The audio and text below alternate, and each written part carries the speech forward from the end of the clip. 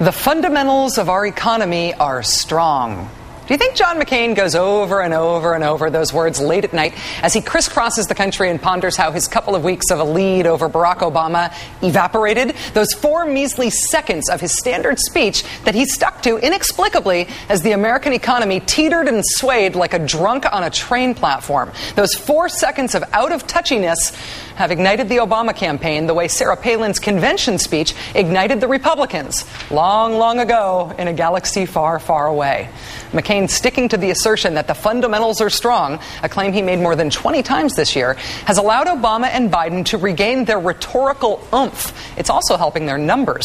Today, for the first time since the Republican convention, Barack Obama moved ahead of Senator McCain in Gallup's daily national tracking poll. Now, it is a scant 2-point lead, but it's a lead.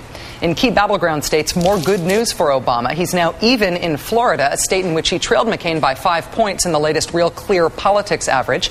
Same in Ohio, where he now leads by 2 points after trailing there by an average of 2 points. And he's just 1 point behind McCain in North Carolina, a state that Democrats have not won since I was 3 years old. On the stump, Obama is sharpening his attack, hitting Republican stewardship of the economy. Today in Elko, Nevada, Obama ripped John McCain's proposed magical elixir for the economy, a blue ribbon commission. Folks, we don't need a commission to figure out what happened. We know what happened. We don't need a commission to tell us how we got into this mess. We need a president who will lead us out of this mess, and that's the kind of president I intend to be. You can also put Democratic vice presidential nominee Joe Biden in the "I'm excited this election is now about the economy and not about lipstick and Paris Hilton" camp. You know, this campaign's about change, but it's about even more than that. It's about what we value as a people. It's not just about your job. It's about the dignity of your job. It's about whether you're respected at your job. It's not just about your paycheck. It's about pride. It's not just about opportunity. It's about genuine respect. Corny sounding words these days. But that's what it's about. That's why we're in the race. You see, the reason the Obama campaign is throwing so many more hard punches right now, and arguably connecting with more of those punches, is because John McCain has so far proven to be a very soft target on this issue. Take, for example, an interview circulating online today that McCain gave to a New Hampshire newspaper back in November. Now, why is an old interview suddenly relevant in the campaign? Well, it shows how prescient, how prepared McCain was for what we're going through in the economy right now. The shortest possible version of this story is a pure visual. The look of abject horror on John McCain's face as the interviewer tees up a question about the economy. Senator, I have a question about the subprime mortgage loans. And yes, we're starting to see now that states are taking proactive measures of their own to deal with this mess. I have kind of a 3-pronged question. Who's at fault for this mess? Who's not at fault? And is there a role that you see that the government can play in helping to form a resolution with this?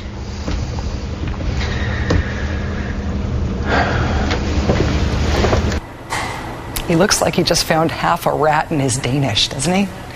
All right, as for the substance of this interview, here's what John McCain was offering on the economy.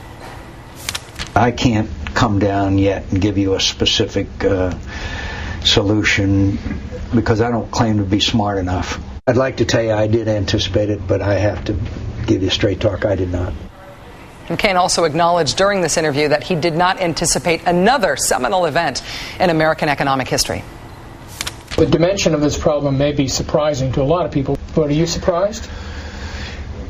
Yeah, and I was surprised at the dot-com collapse, and I was surprised at other times in our history. The dot-com collapse? You know, even the sock puppet from those Pets.com commercials knew his days were numbered. Really? You didn't see that coming? Therein lies the Obama-Biden opportunity. We have, for the moment, returned from the surreality of lipstick on pigs and Britney Spears and insults about community organizing, and we have returned to a country with real challenges, including a few big ones which are, by his own account, not John McCain's specialty. Here's his analysis of the markets this week. Greed and excess and corruption is beset Wall Street. They've treated it like a casino. Treating it like a casino, that's kind of a neat way to think about it, honestly, except when you remember that John McCain's plan for Social Security is to privatize it. which is to say to put it in that same stock market that lost 500 points just 2 days ago and another 449 points today, which is to say John McCain wants to take Social Security, one of the most successful federally funded programs in U.S. history, and put Social Security on something that he equates to a roulette table. Cocktail, anyone?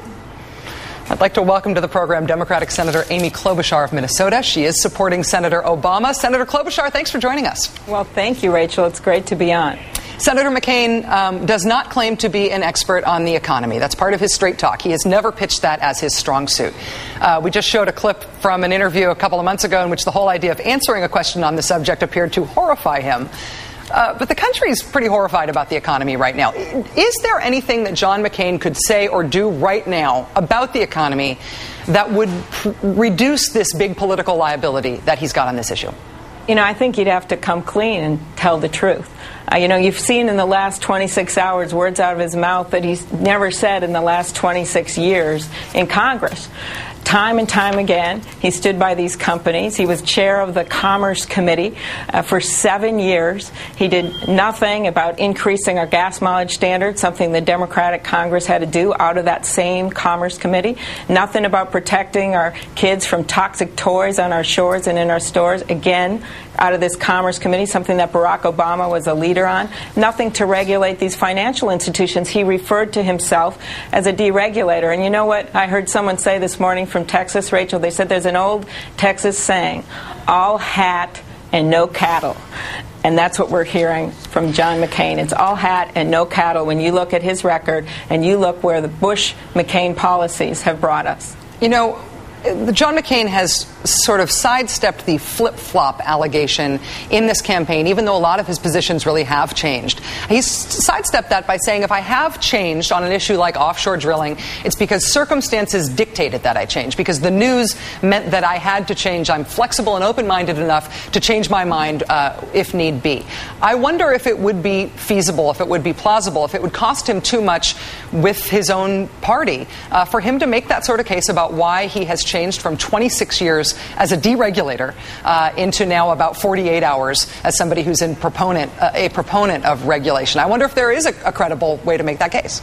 You know, I don't know if there is. I just know that he's gotten us in this mess. And you look at, as this mess has been unrolling even in the last few weeks, you see Barack Obama weathering the storm of this unfair criticism and doing a 2-minute ad where he actually addresses the American people to their face. And then you see John McCain running these lipstick ads and this fraudulent ads about sex education. Enough is enough. People have had it. And as you see in the polls, it's not just the Obama campaign that's ignited and is with purpose to get change here. It's the American people. Because they watched that convention, they got a little interested, and they started to say, what is going on here? You know, my health care expenses, my premiums have gone up 100%. You got kids can hardly go to college, and these guys are talking about lipstick. I mean, it's enough is enough, and I think you see that with the American people because they're hurting. Well, on that issue, I mean, my feeling is that when people are talking about hardcore issues like the economy, the Obama-Biden campaign is at its strongest, and I think we're seeing that these last couple of days. When people aren't talking about the issues, when the other guys have succeeded in making the debate about lipstick or preachers or Paris Hilton or whatever, the Obama-Biden campaign sort of wilts, and that's a winning strategy if you control the message, but it is a losing strategy if you don't control the message. Do you see it that way? Well, I do, and I'd say this, though, is that the American people in the end are going to be sophisticated about this, and they're going to make the decision based on the issues, based on their pocketbooks. Average middle-class wages down something like $1,000 to $2,000 in this country, expenses up $4,500. Barack Obama's got a plan. Middle-class tax cuts, rolling back some of these tax cuts on the wealthiest. McCain's plan would give over $500,000 to the 0.1%, and the American people are going to get this. And I just, you think of the Republicans had so many opportunities to do something about this, and they let these agencies decay. They put the wrong people in charge. Even 2005, Representative Oxley, Republican, had a bipartisan effort to better regulate Fannie Mae and Freddie Mac. And he said, and this is a public quote, he said, all I got from the administration was a one-finger salute. So time and time again, you see these letting these institutions decay, and look where we are now. You know, secretaries on the front line with nothing at Lehman Brothers. You got people in the state of Minnesota losing their homes and all their life's fortune. You got elderly people worried about their pension. They're not going to listen, the people of this country, to ads about lipstick. They want a real plan and real change, and that's what Barack Obama has to offer. Senator Amy Klobuchar of Minnesota, thank you so much for your time thank tonight. you, Rachel, and thank you for making my daughter think I'm cool going on your show. I lost her when I didn't know that LOL meant laugh out loud on a radio program, and just being on your show makes her think I'm cool. Well, if you need any help on any other abbreviations, I'll hook you up. I'll call just give me a call. All right. Okay, Thanks, thank Senator. you. Appreciate it. You know, what Senator Klobuchar was just saying there about the belief that the American people want to decide this on the issues, that they're not cynical enough that they want to decide this based on gimmicks and insults. There are ways that we understand the difference between the parties and between liberal and conservative approaches to the country. And it's not just the policies that you advocate. It's also the way you approach the American people and what you expect of them.